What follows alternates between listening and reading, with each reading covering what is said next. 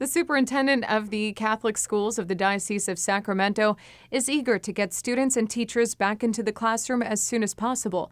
So he's working with Solano County Health Department to make sure that happens before they are moved up the state's COVID-19 tier.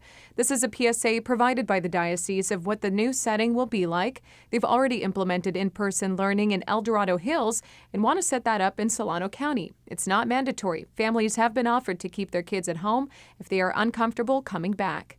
And so we're very comfortable giving our families the option to stay home. We know that students or family members in a household may have an underlying condition, or that might just be a parental choice, and we're very respectful of that. And so our families will have the option of choosing in-class or at-home instruction. The superintendent saying about half the parents they surveyed are eager to do so, while parents we spoke with whose kids attend St. Catherine and St. Basil say their schools represent a different demographic proven to be much more vulnerable to adverse effects of the coronavirus. They're worried that the children who do choose to stay at home may not get the best education, while teachers that are forced to be in the classroom try to divide their time between the physical and virtual obligations.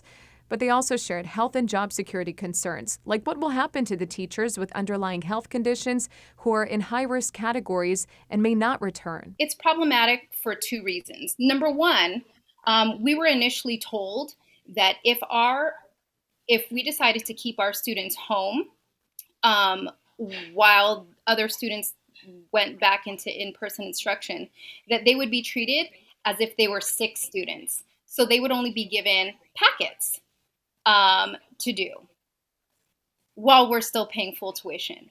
The other problem with that is that we have teachers and faculty who fall into high-risk illness categories, and they live with other persons who they're not able to socially distance from if they do go back to in-person instruction.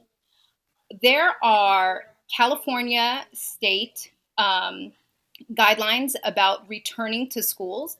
And part of that is that accommodations will be made for teachers who are unable to return due to being in higher risk health groups or living in households where they're not able to properly socially distance when they've got to return to in-person instruction. So that's very problematic. But the school system is continuing to make changes across 6 campuses in Solano County in case their waiver is approved. And if it is, the superintendent says they plan to return to in-person classes sometime in October.